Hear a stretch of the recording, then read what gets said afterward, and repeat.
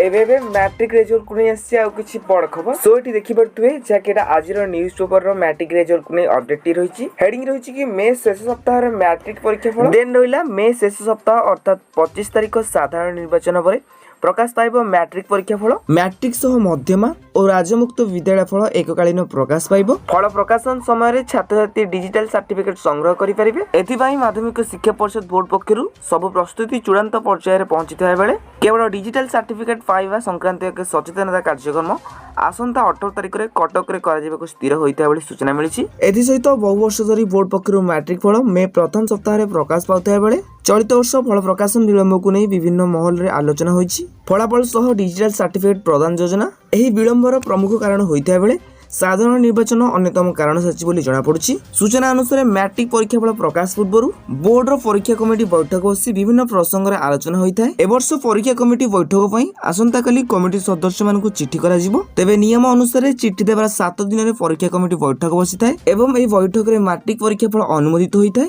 एही news paper रे जहां भी इंपोर्टेंट अपडेट थिला आपन मानकु जणाई देली। आ जहां भी अपडेट टी रहिला चाहिले आपन माने वीडियो टी को पॉज करी पढी परिबे।